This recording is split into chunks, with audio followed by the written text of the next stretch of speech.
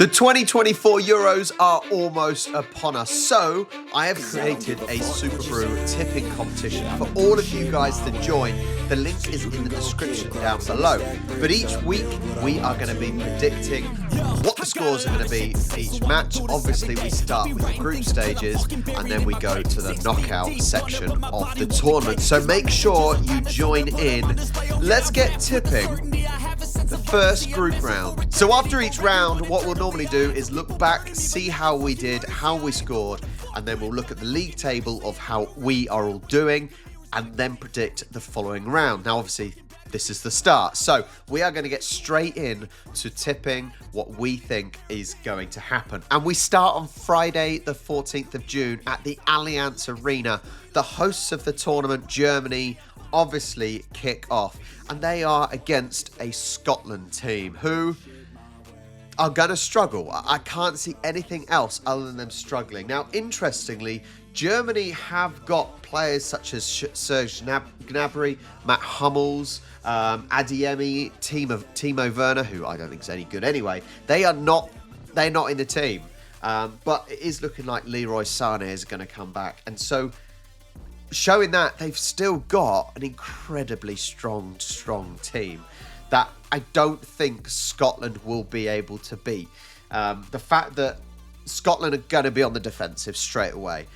Players like, as a Southampton fan myself, having players like Shea Adams trying to score goals for you, yeah, he can't cope at Premiership level. So how the hell is he going to beat and score against Germany? I have no idea. So I can only predict a loss for Scotland here, and I think it should be a confident one. So I am going to go 3-0 to Germany, and I think that is a confident win that the Germans need to start off with. Next, we are at the Rhein Energy Stadion in Cologne. Okay, and that is Hungary versus Switzerland. Now, I think both teams on paper here are a pretty close match. Switzerland have been known for having some good players in the past, but yeah, I'm not necessarily sure now. I'm not sure. I'm edging for a draw here.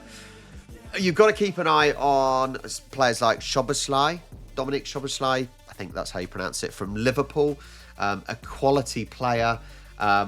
Then, yeah, I think players like that, but there's no real standouts, is there? There is no real standouts from either team, and I think it is a very, very close match here. So I think I am going to go for a 1-1 draw. Germany should certainly get out of this group, and I think fighting for second place, Scotland do at least have a chance. So a 1-1 draw between both these teams. It's a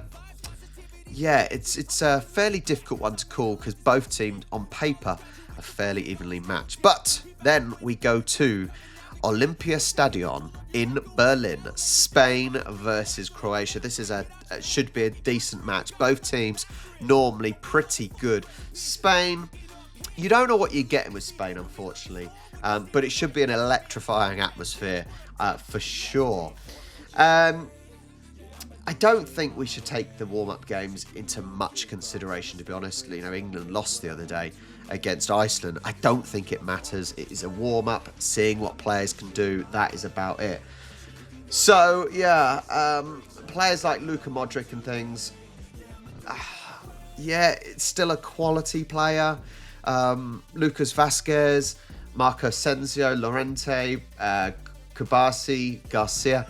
There are a lot of high talented players playing for both teams, for sure. I think this would actually be a draw, to be fair. I think Spain, I don't think they have been impressive in recent years, and Croatia are one of those teams that are just fairly solid. They can get results, and like I said, both teams have quality players. So I think I'm going to predict a 1-1 again for this one. It should be a fascinating game. Really, really should be a fascinating game. We then go to the Signal Iduna Park in Dortmund. Well, Italy versus Albania. Now, Italy, obviously, once again, they have not performed in recent tournaments. So, yes, I know they won the Euros, but what I mean is, World Cup-wise, they haven't exactly been dominant, have they? They're against an Albania team who will inevitably set up and be as defensive and try and counter to win a game like that. Yeah, I think Italy will want to come out with a bang, for sure, because they need to prove their worth. They very up and down in many years. Tonioli is obviously out with suspension with his gambling issue. Scarvani misses out with an injury, so there are some top players that they have not got. Skamaka, obviously, he will probably be starting up top, and he's proven recently he can score goals, so they will be pushing. It's often if they can get through the Albanian defence here, because they are certainly going to be, they are going to be trying just to prevent goals going in. Now, I actually do think they can do okay. Albania have got players like Broja, and so they've got players that can score, but it's a case of getting the ball to them. I actually think Albania won't do too bad. I think Italy will win, but I think I'm going to go with a 1-0 win to Italy. I think Albania do have the chemistry potentially that will prevent Italy from scoring too many. So a tight one, a 1-0 to Italy. Then on Sunday at the Volkspark Stadion in Hamburg, Poland versus Netherlands. Now, what an interesting game this is. I actually think Netherlands are potentially a surprise. I say underdogs, which seems weird because Holland, Netherlands are a quality team. They've always had quality players. They just never seem to gel together. Now, obviously, Poland, I think this is potentially a last hurrah, potentially for players such as Lewandowski. You've got Milik, who's probably out with injury. Matty Cash, who I don't know how he's Polish, but Matty Cash, he is also out with injury. So it's a real mix. It should be a fascinating game. Ronald Koeman's side has good players, right? He has really, really good players. Memphis Depay, since leaving Man United, has been fantastic again. It must have been the Man United effect. And they're solid all around. They've got this talent. Oh, not easy. Not easy, because all Poland have to do is get the ball to Lewandowski, right? That is the way it's going to work. They're surely going to try and funnel the game through Lewandowski. But I think Netherlands overall have more quality in their side. So I do think Poland will be able to score, but I'm going to go with a 2-1 win to Netherlands. I think they do have more quality on paper. Now, obviously, the first rounds at the moment it's anyone's, right? It is anyone's at the moment. So we'll see how it goes. Next up, we've got at the Mercedes-Benz Arena in Stuttgart, Slovenia versus Denmark. Now, if you see how well Denmark did in the last tournament, they did a really, really good job. I think they got to the semis, didn't they? And I think they could certainly do similar again today. Slovenia,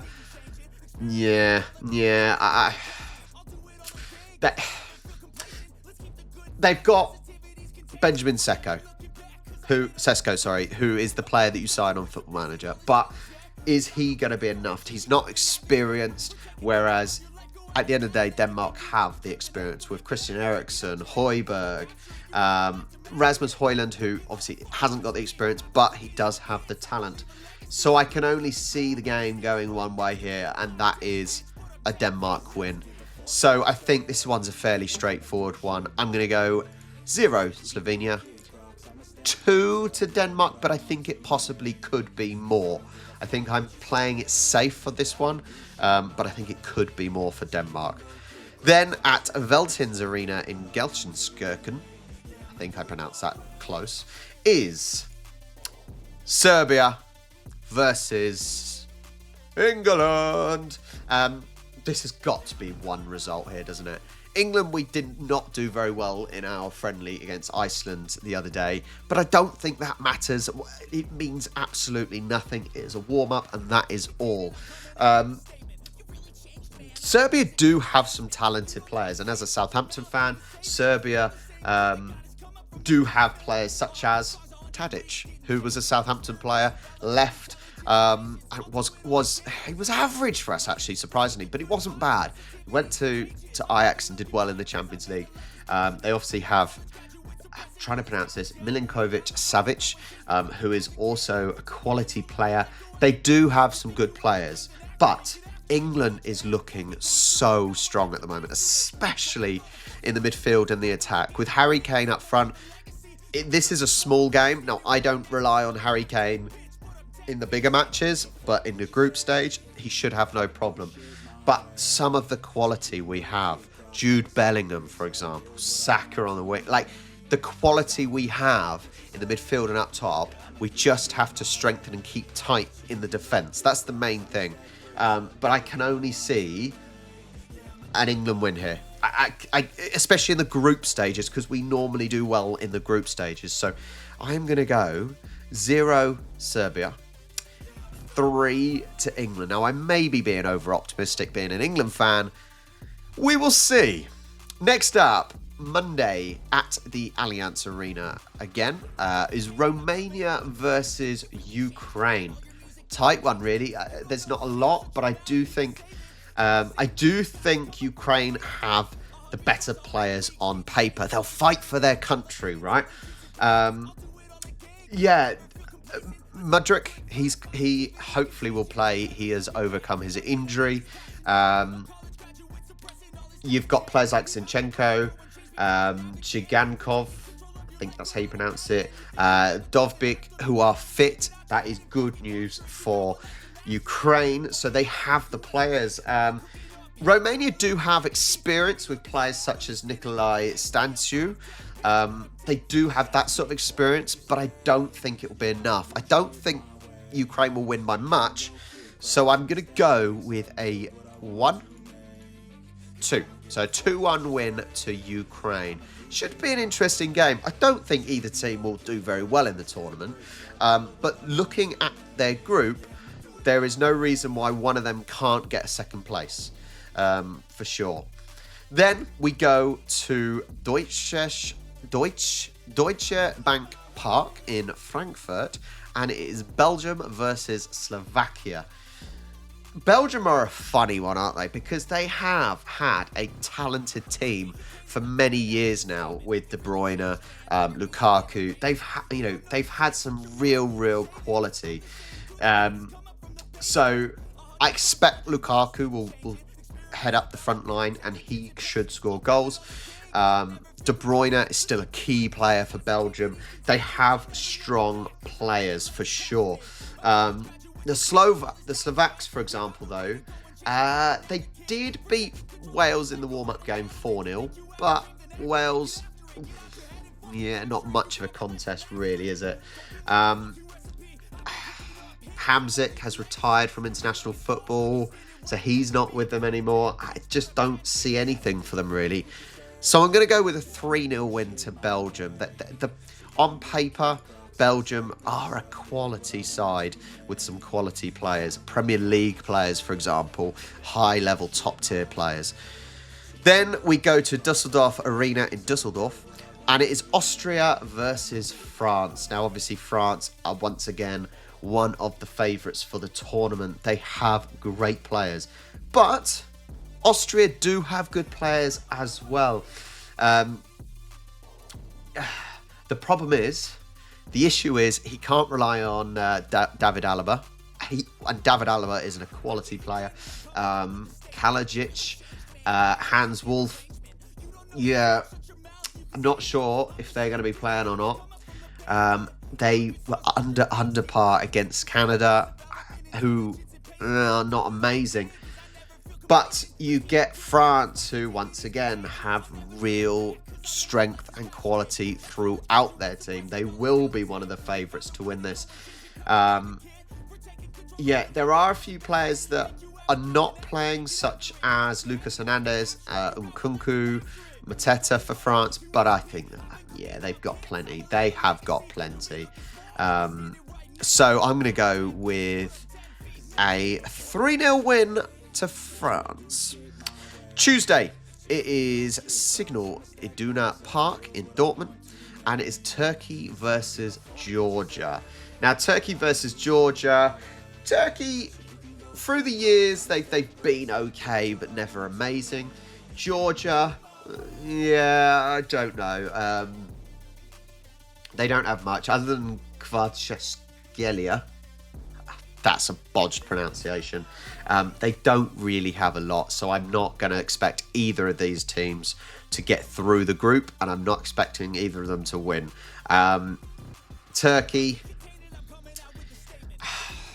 I just think it's poor. I think Turkey have the better players on paper, with such players such as Kalhanoglu. Yeah. Some of these pronunciations, I'm so sorry. They do have the better quality players, so the best I can do is a 1-0 win for Turkey. But that is probably not an exciting game to watch, in my opinion. The last game, then, is at the Red Bull Arena in Leipzig. And it is between Portugal and the Czech Republic. Portugal, is this Ronaldo's last hurrah? I don't know. Is it his last hurrah? We will see. Portugal have decent players once again, but so do Czech Republic.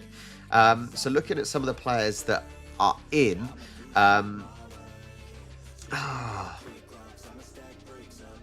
yeah, Renato Sanchez out, William Carvalho out, Rafael Guerreiro is out, but Ronaldo, Bruno Fernandes, João Felix, Bernardo Silva, they all make the cut, and they could probably win this game on their own against Czech Republic. But Czech Republic also do have some quality with Thomas Souček, for example, but Thomas Souček is certainly a level below.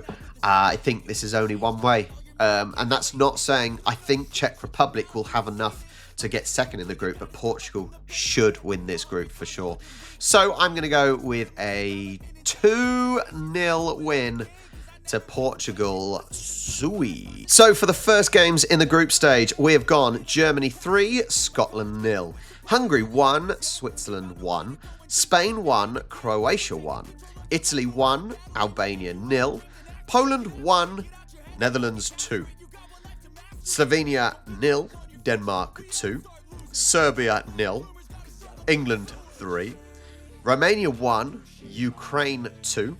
Belgium 3, Slovakia 0, Austria 0, France 3, Turkey 1, Croatia 0, and the last game, Portugal 2, Czech Republic 0. They are my predictions for the first round. Make sure you join in. The link will be in the description below. We are on Superbru, so join in. I want plenty of you guys in this to see how well you can do, and if you can do better than me. Remembering football is technically my sport. So we'll see if you can beat me. There'll be a video after each round, so stick around for that. And make sure you like and subscribe, and I'll catch you in the next one.